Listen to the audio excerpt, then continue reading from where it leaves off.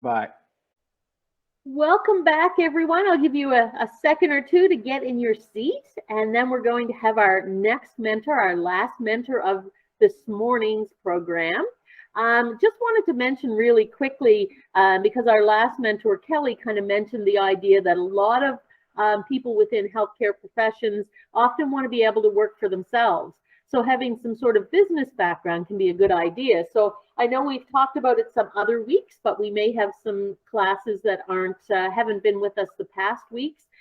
Junior Achievement does have our company program, which is going to be starting in early February, and it allows high school students to start and run a real business. So you learn a lot about how to run a business and the different pieces to worry about, how to do some marketing, how to look after HR, and figuring out, how much money do you need to charge versus how much money are you going to make.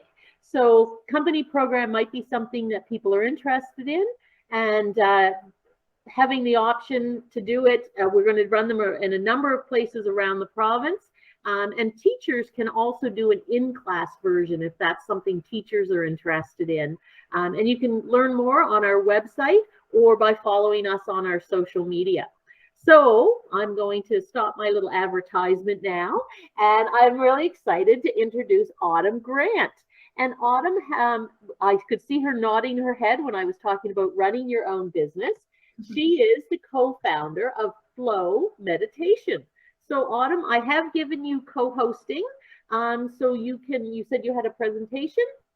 I do, yes. I will share my screen now. Thank you so much for having me. It's such an honor to be here, and I hope that you're all having an awesome morning and learning lots. So I am going to just share my screen here. Okay, so as mentioned, my name is Autumn Grant. I'm the co-founder of Flow Meditation and Wellness. But first, I would just like to acknowledge that I humbly work and live on Mi'kmaq, the ancestral and unceded territory of the Mi'kmaq people. We are all treaty people, and I invite you to take a moment to pause and reflect on what that might mean, because in the Mi'kmaq language, we hear the word Jalasi, which means welcome, but it also means come and find your place. And I think that has very powerful meaning for our topic today. So come in and find your place. Let's just take a moment to reflect on what that might mean for you today.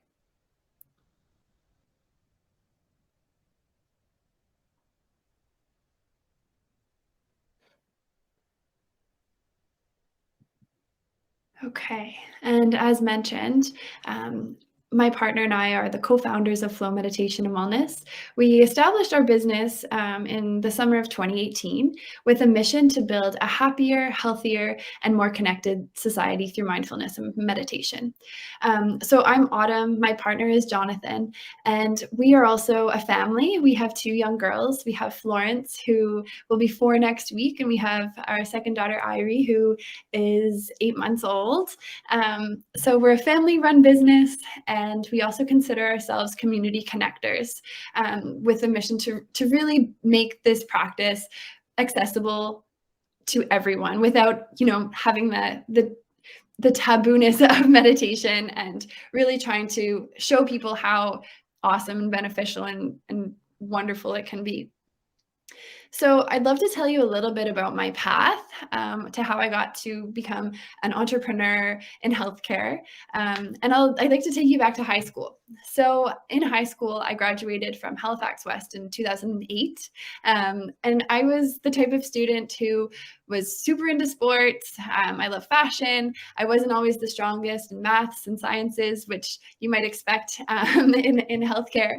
But I only ever really considered options that I knew were professions. I considered becoming a teacher or perhaps a nurse, but I really had this drive in me to experience the world outside of school. So after high school, I took a gap year and I moved to Florence, Italy to become an au pair. And I I lived with an Italian family. I helped take care of their children. We traveled all over. We sailed. We went snowboarding in the winter, and it was the most influential year of my life. And the family actually had a non-governmental organization in Ethiopia where they would help street children learn the technical skills to live sustainably. And so I was always so intrigued and interested into why things were the way they were in this particular part of the world in Africa, and it consumed me. So after my year abroad, I returned back to Halifax, and I attended Dalhousie University, and I always remember hearing other people's voices in my head saying, oh, once you go a year abroad and travel, you're never going to come back, you're never going to go to school. But it was really this year that inspired me to take action and come and study international development so that I could have a better understanding of how the world worked and why things were the way they were.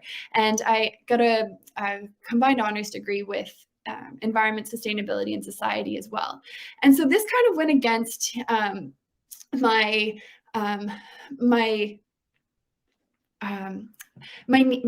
everyone else's ideas for me to follow a path and become a professional of some sort, but I really just took courses that were of interest to me and were inspiring for me.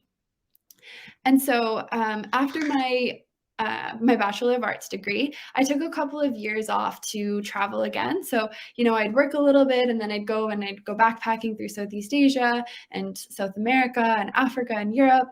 And I traveled all over the world. And it was this that I found to be the most inspiring in my life. And I grew a passion for learning different cultures and meeting new people and the environment. And so that then after that, I realized that I wanted to get more technical skills on how maybe to run a business and how to manage people. And so I decided to study human resources management at Simon Fraser. It was a continuing studies program in Vancouver. And then after that, I was headhunted for Lululemon as the people and culture manager at the Lululemon lab in Gastown. And this was the single most amazing job I've ever had. I think after being the owner of Flow Meditation, it really showed me how to run a business. We actually were required to go to a small meditation studio once a week in Vancouver with our team. And it truly changed my life. It put so much into perspective for me. I was always the type of person who was like, go, go, go, super busy, trying to fill my plate with as much as I could. And then this opportunity to slow down and connect in with myself changed the way I did everything. So this practice of being present in the moment and slowing down to connect into my body, into my mind was life-changing. So fast forward a little bit, my partner, Jonathan, and I started a family in December 2017, and we had our first daughter, Florence. And after that, we moved back to Halifax. And once we moved back to Halifax, when I was on maternity leave, we decided that we wanted to share this practice of mindfulness with everyone. My partner, he was also very into sports and super busy. And this practice just changed our lives. It enhanced our mental health. It helped us reduce stress and anxiety. It helped us focus better on our work and our personal life. And it helped us come to terms with everything that happened in life. And we really began to live it and breathe it. And it just became our life. And so we wanted to share this practice with everyone. And so now, we opened up a small studio in downtown Halifax where we would host meditation classes. But then it grew outside of that space, and we decided to pop around different fitness studios and different facilities around HRM. So And then the pandemic hit, so it's been a process of adapting and learning and changing. So what we do now is we host pop-up meditation classes and workshops, and we also do retreats, as you can see pictured below here. We collaborate with other businesses and have really had a lot of success in growing the business that way. We also do corporate wellness programming. So, if a business comes to us and is a part of their wellness, we will work with different facilitators who can teach, movement and mindfulness, or do some sort of education in holistic wellness or holistic health. We also have collaborated with local seamstresses, and we make meditation cushions, and we also come up with different lines of merch every once in a while. And then we've been hired by third parties to write and record meditations for apps and businesses. So we're the head of mindfulness for the Focus Factor app, which is a brain health supplement company. So we have all sorts of meditations on there. And then we also offer courses in breathwork and mindfulness and meditation. So there's lots of different revenue streams and different options that we have through our business, but this is where we are now, and it's the most rewarding career I could have ever imagined. And I didn't always know that this is what I wanted to do. And the reason why I wanted to share my path with you is because it didn't always make sense for me. I didn't always know that I wanted to be a meditation teacher or an entrepreneur, or, I didn't always think that I wanted to be a doctor or work in healthcare. But what I did do is I gave myself the space to slow down, to take the life that was around me in, to process things, to not rush anything, whether it be school or career. But I followed what lit me up and what I was good at. And I think that that giving yourself permission to do that, to take a moment every once in a while to slow down and assess how you're feeling, what you're good at, what's working and what's not, will help you find your path. So know that you are always in a place of choice. There are so many amazing choices out there. And sometimes things don't always make sense, but it always comes around full circle. If you're in alignment with yourself and who you are, then everything will always come together.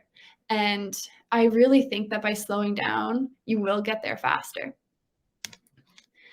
And so I just wanted to end with a quote. Your mind shines brightest when you enlighten others, your heart when you encourage others, your soul when you elevate others, and your life when you empower others. And this is something that we really love to live by. And it's all about, community building for us as a way of preventative mental health and for healing a lot of the traumas that you might not even know you've experienced in your life. So thank you so much for having me. I'm very much open to any questions you might have. And I will come back to the screen here now so that we can open it up for questions. Thank you, Autumn. That was amazing. I'm a big fan of travel as well, and I think it really helps you to see what it is you're interested in and kind of what does give you joy. And I think it is a huge, I know I did a travel year and I didn't do mine till I was in my 30s, but it made a huge difference in how I now process things and what I choose to do and how I choose to spend my time. So I think it's great, but we have some questions coming in. So if you're able to stop presenting, are you able to do that? There we go. Then we can see more of you. And so we've got a couple of questions coming in. Ms. Combs' class, we're wondering if you could talk about kind of the pay scale for this work. That's a great question. And it differs. So I broke down the different streams that we have, and the pay scale varies. So, sometimes we'll do a lot of free events because a huge value of ours is accessibility. We want to make sure that, we're in alignment with our goals to make this practice open to everybody. But then if I were to go to a fitness studio and teach a class, I'd receive on average between $40 and $60 for a 45 to a 60-minute class. Then we do bigger things. So, we have a contract with a different meditation app, and we can charge hundreds of dollars for a meditation. Or if we have a corporate company that hires us to do a mindfulness session for their employees, we could charge typically between $400 and $500 for an hour session. And then we can get into conferences, which you can work your way up and earning between $1,000 and $2,000 for an hour speech. So there's many different pay scales. And the thing is that, being an entrepreneur and being a mom of 2 young girls, I have this amazing ability to create my own hours and take on what I want or need to take on right now. And so it's very much a business that we live in our day-to-day life. So when people ask about work-life balance, there's not really a degree of separation between our work and our family life, because it's all one, which we personally love. It really works for us. But then in terms of taking on the work, it's okay, what can we do to bring in the financial security, so we have that money, and what do we want to do to that might not cost anything, or what can we become involved in that's really important to us. So it's nice now that we're at a point where we can find that balance. Excellent. And then Miss Creaser is wondering, is there such thing as an average day? So what do your working hours look like? That's great. They really are based around my children right now. So my little one is in pre-primary. So I find that, she'll be at school between 8 and 2. So I try to get most of my working time in then, or when she goes to sleep at night, when they go to sleep at night. And I have, classes that I teach, on a weekly basis that I plan for. And then, as I have dedicated times, as mentioned, but every day is different. But it's nice because I can pick and choose when I work. Excellent. How has COVID affected your industry? Great question. It's been huge for us. I think that because of COVID, more and more people are returning to mindfulness and meditation as a form of healing and mental health. So it's really, we've become a lot busier since COVID. Okay, we don't always hear that you've become much busier, especially when you own your own business. Exactly. And we let go of our physical space, and it's been really awesome because we'll work with other, yoga studios or fitness studios where, we can be like, okay, let's collaborate on a class. We'll pop in and do a workshop on this day. So we don't have the cost of overhead of having our own space. That's very true. So what kind of advice would you give a student who might be interested in this? I mean, are there courses they should take? What should they take in high school?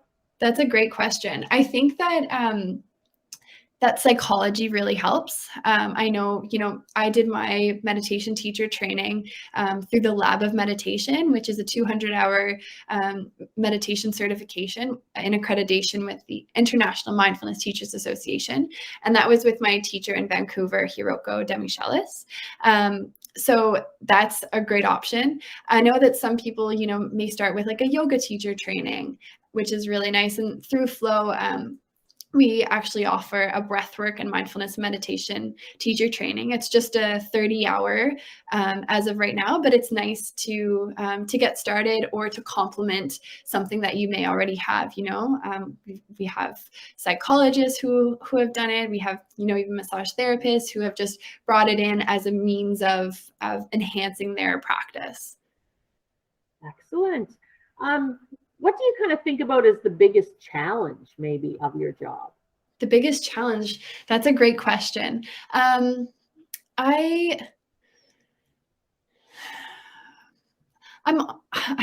really, really love it, and I can't really think of any major challenges. It's a dream for us. It just feels like everything's really come together. So I think that maybe the way that it fluctuates. So, sometimes work will come in, sometimes it won't. And so when it's not coming in, we have to be like, okay, let's go back to the drawing board and, maybe reach out to different organizations that maybe might be beneficial. So that bit of fluctuation as an entrepreneur can be tricky sometimes. Excellent. Yeah, I think being the entrepreneur might be the harder part of it because you're the one in charge of your financial stability. Totally. Excellent. Well, thank you so much for joining us today. I think it's absolutely really cool. And I'll have to talk to the team, but I'm trying to think of something to do as kind of a team building, but also something for the team in the new year. So I think I'm going to be in touch if you could come in and do an hour or two with us and just, oh my gosh, take us through that. I think it would be amazing. So I'm definitely going to reach out the new year. I've got some meetings with my CEO this week, but I think it's exactly what we're kind of looking for. Oh, good. Yeah, it's so nice.